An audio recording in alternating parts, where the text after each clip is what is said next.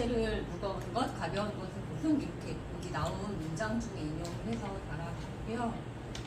표지를 넣으려고 그냥 생각 없이 알라딘에 검색을 해봤더니 표지가 여러 개더라고요. 그래서 이제 각자 어떤 표지로 읽었을까? 궁금하더라고요. 저는 생각해보면 옛날에 여기 제일 왼쪽 거였었는데 지금은 여기가 보면 다 이제 상징이 있는 표지들이죠. 책 속의 내용이 생각이 나는 중절 거고 얘기를 해줄게요. 일단은 들어가기 전에 요 보면서 체코라는 나라에 대해서 좀 알게 된 것 같아요. 그래서 한번 찾아봤는데 옛날에 우리가 체코슬로바키아라고 알고 있었는데 지금은 이제 체코랑 슬로바키아로 나뉜 상태죠. 북유럽에 있는 국가고 체코라는 나라보다 프라하라는 도시가 더 유명할 것 같은데 아무튼 책에 보면은 이제 후스라는 사람이 일으킨 종교전쟁 얘기도 나오고 그 중부 유럽을 휩쓸었던 30년 전쟁 얘기도 나오고 작가가 자신의 조국인 그런 체코에 대한 언급을 하는 것들도 좀 인상적이었어요. 체코랑 슬로바키아는 1918년에 그 공산혁명이라는 이름으로 합병이 됐겠죠. 러시아 주변에 이런 스탄이나 리투아니아, 라트비아 이런 나라들이 다 구소련이라는 이름으로 합병이 된 것처럼 체코랑 슬로바키아가 합병이 됐었고 나치에 점령이 됐었고 저자는 또 그런 기억 앞부분에 얘기를 하죠. 히틀러 얘기를 하면서. 근데 이제 2차 대전에서 소련군이 이제 연합군이 승리를 하면서 체코슬로바키아가 해방이 되는 바람에 사회주의 공화국이 됐고 중요한 게 빠졌네요. 이거 뒤에 그 벨벳 혁명 그 중간에 프라하의 봄이라고 하는 민주혁명이 일어났다가 좀 좌절이 되고 다시 89년에 이제 벨벳 혁명이라고 하는 평화적인 민주혁명이 일어나서 결국 이제 민족이 다른 체코랑 슬로바키아로 분리가 돼서 이제 오늘날에 이제 이렇게 됩니다. 그래서 전 책 속에서 군데군데 체코에 대해서 이제 슬쩍슬쩍 얘기하는 그 작가의 시선도 좀 인상적이었고요. 그다음에 밀란 쿤데라의 젊은 모습과 최근 모습, 이게 10년 전 2010년 모습. 이건 75년 이때 모습이더라고요. 체코 사람이고 공산당에 가입을 했었고 그때 농담이라는 책을 제가 그때 발제를 했었는데 농담도 사실 보면은 별거 아닌 농담으로 공산당에 이제 갇혔다가 나온 거잖아요. 그런 면에서도 되게 체제 비판적이었기 때문에 그 출판이 되는데 좀 시간이 걸렸던 거죠. 그리고 프라하의 봄에 참여됐던 이 사람도 밀란 쿤데라도 프라하의 봄에 참여했었고 소련에 의해 진압된 후에 교수직을 잃고 작품이 다 금서로 돼서 이제 제가 그냥 간단하게 금서라고 적어놨는데 그냥 광장에서 책을 다 태워버렸다고 하더라고요. 결국에는 이제 망명을 하는 거죠. 75년에 아내와 함께 프랑스로 망명을 했고 체코 국적도 박탈이 됐다고 해요. 그래서 정작 체코에서는 밀란 쿤데라가 있는지도 잘 몰랐다고 하더라고요. 그런데 이제 81년 귀화 후에 이제 프랑스에 귀화를 하고 프랑스어로 작품 활동을 해서 80년대 모든 프랑스인이 쿤데라를 읽고 있다라는 이제 그런 얘기도 있을 정도로 프랑스에서 되게 인기가 있었다고 합니다. 84년에 참을 수 없는 존재의 가벼움이 나왔고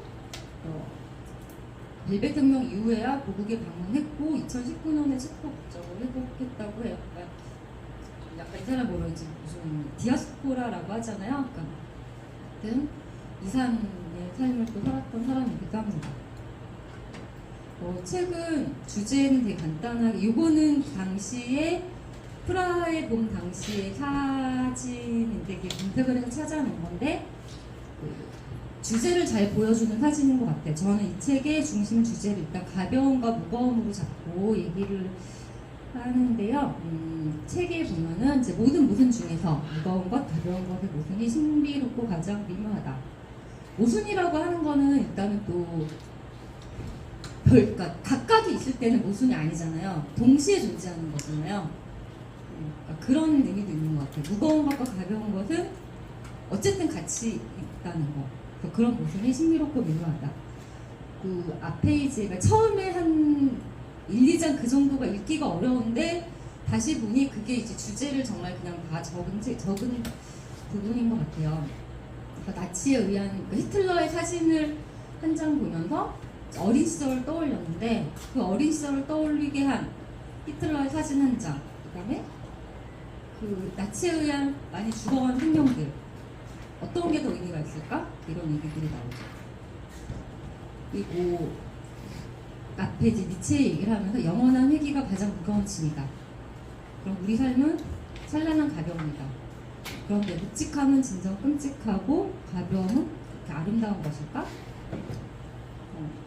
그리고 베토벤의 교향곡에 나오는 그 부분을 따서 뭐 독일어 뭐 그래야만 한다, 한 번 없었던 것 같다, 이런 부분 얘기를 하면서 구조, 가벼움과 무거움의 모순에 대해서 얘기를 하는데, 그러니까 책은 전반적으로 봤을 때 주제는 되게 선명한 것 같아요. 그런데 되게 다양한 장치를 통해서 주제를 드러내고 있는 게 그게 저는 되게 매력적이었어요. 그래서 조금 도식화해 보면은 어떤 개인의 삶, 개인의 일상과 이런 걸 이제 가벼운 거라고 볼 수 있고, 구조나 형식이나 체제나 사상 이런 것도 무거운 거라고 볼 수 있을 것 같아요. 그래서 이 책에서 계속 프라하, 그러니까 체코의 역사와 그 개인의 삶이 대비해서 나오는 것 또한 무거움과 가벼움의 모순인 것 같고, 이 사진을 봤을 때 어쨌든 체제를 유지하기 위해서 이제 소련군이 탱크로 점령을 했고, 거기 이제 맨몸으로 저항하는 이 사람, 그러니까 어떤 체제의 그런 무거움과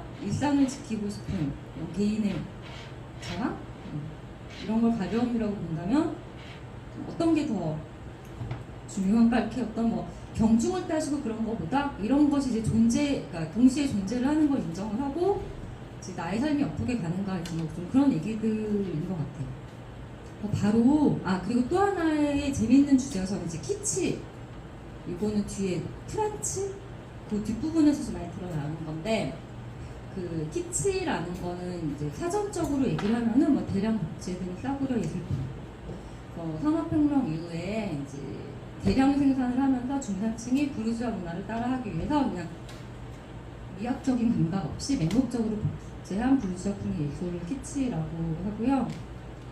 딱 그냥 좋은 이미지가 이런 것 같아요. 아무데나 명화 그려놓고 뭐 명품으로 휘감고 뭐 그런 거 있잖아요. 근데 이게 좀 확장이 되면 거짓 가면이라는 의미가 있습니다. 그래서 이 책에서 좀 이런 부분인 것 같아요. 가짜인데 진짜인 척하는 거, 진실을 가린 허상, 예술을 논하는 것 같지만 실상은 돈벌이를 추구하는 거.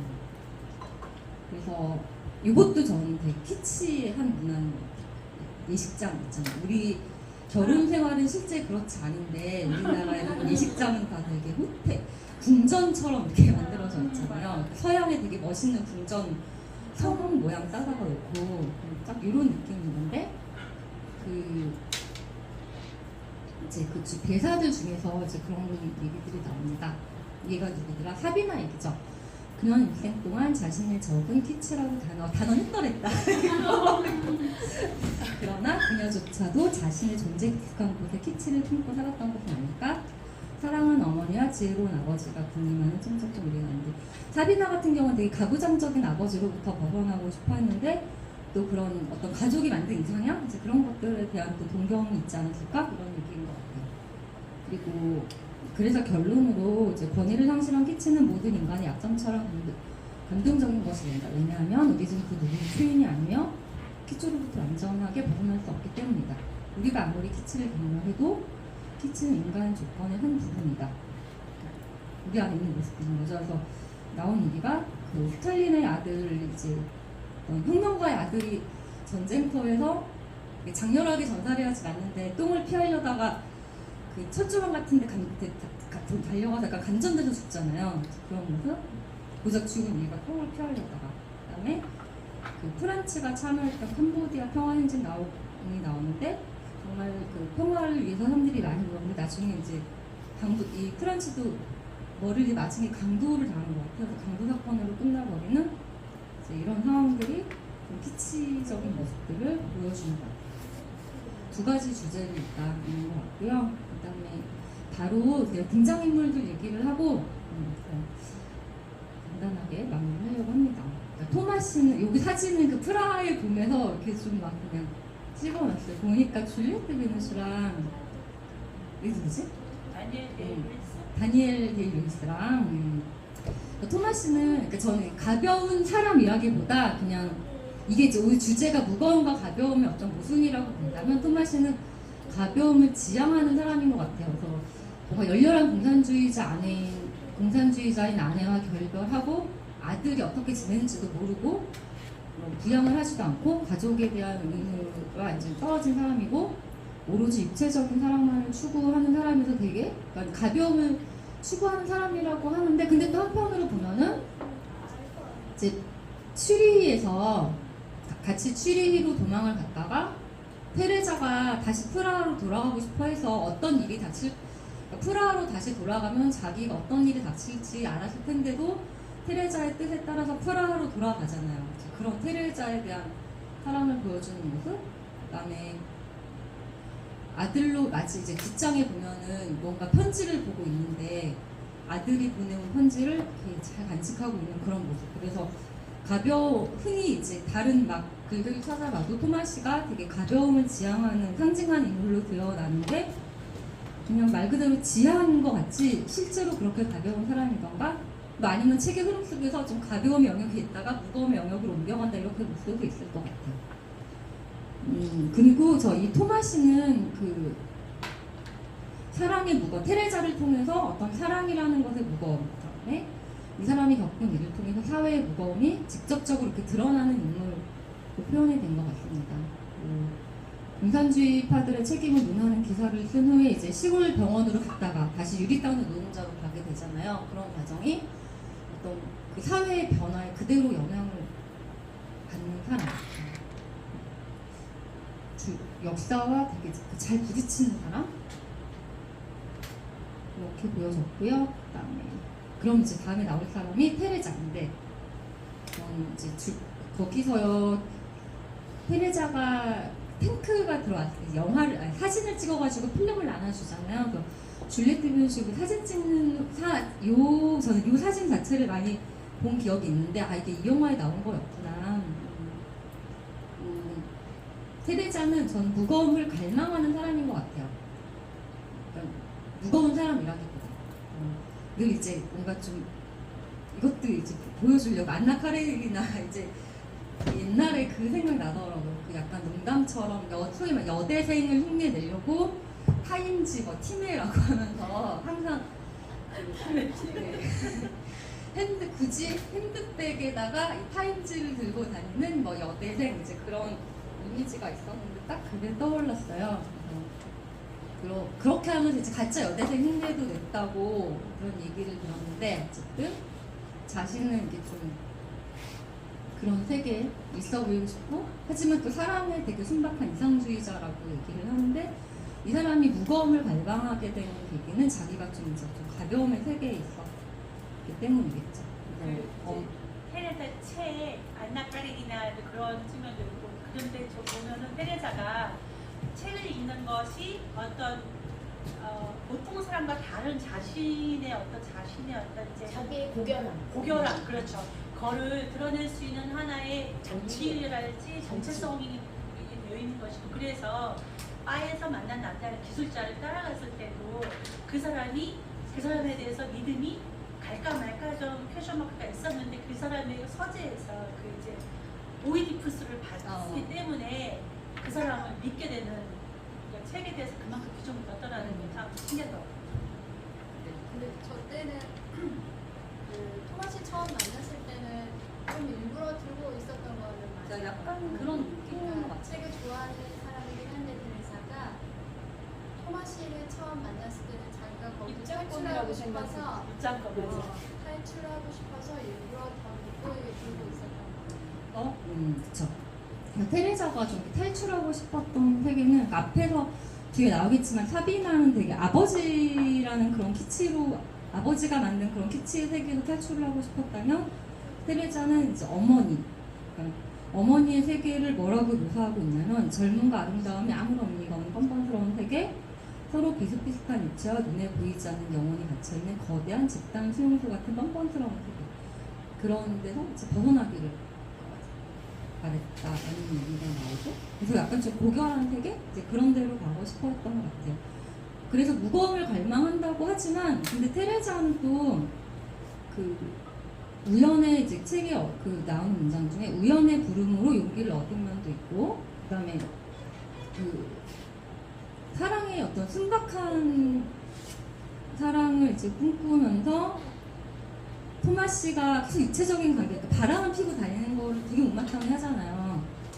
그러면서도 토마씨가 이 사람이 나를 사랑했구나라는 그 진심을 믿는 건 한참 토마씨가 약하고 나이 드는 모습을 보고서야 진심 이 사람이 나를 정말 사랑했구나라고 믿게 되는 얼마나 이제 무겁고 뭐 순박한 사랑의 진실을 찾아 헤맸지만 정작 이거가 그 화신은 아니었다? 라는 그런 갈망하는 사람? 무거움을 갈망하는 사람이라는 이미지인 것 같아요. 그래서 그 둘의 뭐지? 거기다가 그다음에 앞에가 섞였네. 그다음에 이제 토마시와 테레자의 사랑도 그래서 좀 재미있는 부분인 것 같은데, 토마시가 테레자를 만날 때 계속 바구니에 담겨 흘러내려온 아기라는 묘사를 많이 하는데 그리고 이제 집을 그러니까 재워주고 직장도 소개해주고 사비나 통해서 일자리도 소개해주고 그래서 연민 이런 느낌이 좀 있는 것 같고, 저는 테레자가 토마시를 봤을 때는 자신을 구원해줄 신분을 상승하게 해줄 그래서 그 직장을 소개받을 때 사진 계속 찍어보겠냐는 권유를 받을 때 제 남편 의사라서 저를 먹어 살릴 수 있어요. 이제 이런 얘기들을 했던 게 여기서 좀 이렇게 잘 살아보겠다고 그런 모습도 있는 것 같았고, 근데 이런 관계들이 또 많이 되게 낯설거나 이런 만남들이 너무 낯설거나 너무 소설에만 있는 얘기가 아니고 되게 충분히 공감이 되는 얘기들이 있어요. 그다음에 프란츠. 저는 이제 프란츠를 되게 무거운 그 자체, 키치 화신 그래서 그러니까 프란츠가 봤을 때 사비나는 되게 무거움의 결정체였거든요. 그러니까 체코 출신이어서 가분이 더 관심을 갖고 사랑했던 것 같아요. 나온 얘기가 혁명에 대한 사랑은 오래전에 시들었으나 그러니까 혁명에 있어서 가장 찬탄했던 것이 잔존한 나라에서 그녀가 온 것이다. 삶이 위험, 용기, 죽음의 위협 같은 웅장한 규모로 판가름나는 것, 사비나는 그에게 인간 운명의 유대성이라는 신뢰를 심어주었다. 그녀의 모습에서 그녀 나라의 고통스러운 드라마가 투명하게 드러나게 그는 한결 아름다웠다. 그래서 사비나를 사랑하게 되는, 그래서 평화 대장정에도 참여하게 되죠. 그리고 대장정의 순간에도 굉장히 키치스러움을 잘 드러내는데, 대장정의 영광에 행진하는 사람들의 코믹한 호황심으로 축소되고 오히려 역사의 장대한 소란이 무한한 침묵 속으로 실종되어 역사와 침묵 간에 더 이상 아무런 차이점도 없게 되는 것을 프란츠는 받아들일 수 없었다. 그는 대장정이 똥보다 더 무겁다는 것을 증명하기 위해 천칭에 자기 목숨까지도 기꺼이 올려놨을 것이다. 이런 대사들이 나옵니다. 사비나. 그러니까 저는 프란츠 이렇게 보면은 양쪽 끝에 프란츠랑 사비나가 양쪽 끝에 있는 것 같고 그 사이가 토마시랑 테레사인 것 같은데, 사비나는 정말 그냥 가벼운 그 자체인 것 같아요. 토마시의 친구이고 이제 섹스 파트너이기도 그죠? 쓰레기 너무 지서진다. 여자친구. 그러니까 단순한 친구가 아니니까. 그래서 가부장성이나 전체주의를 거부하는데, 이제 이게 키치에 대한 거부라고 얘기를 하죠. 근데 그렇다고 반체제 활동도 안 하고 스위스 갔다가 파리 갔다가 뉴욕 캘리포니아 갔다가 예술 활동하면서 그냥 자유롭게 잘 사는. 그래서 나온 아까 뱀. 잠시만요. 요 프란츠의 사랑에 대해서, 프란츠가 사비나를 사랑하는 것에 대해서 사비나는 작가가 거의 전지적 작가 시점도 아니고 또 하나의 화자가 돼서 막 얘기를 하잖아요. 사비나는 이 드라마를 사랑하지 않았다. 감옥 박해, 근서 정명, 장갑차 같은 그녀의 단어는 그녀에게는 모든 낭만적 향기가 빠져버린 듯한 추한 단어들이었다. 그러니까 서로 얘기하는 게 되게 다르죠. 그래서 그 목차 중에서 서로 이해할 수 없는 단어라는 챕터에서 프란츠랑 사비나 얘기가 이렇게 교차돼서 나오는 게 좀 재밌었어요. 그 다음에 이제 마지막 분장이면서 이제 카레닌 그 강아지가 되게 인상적이었거든요. 군데군데 되게 많이 나오고, 사실 마지막 장에는 카레닌에 대한 얘기가 더 많이 나오는데, 카레니뇨에서 묘사할 때 카레니는 그들 삶의 시기였다. 절망의 순간마다 테레사는 이 개 때문이라도 버텨야 한다고 생각했다. 왜냐하면 그녀보다도 아마도 두체크나 버리겠다는 조보다도 카레니는 더 약했기 때문이다.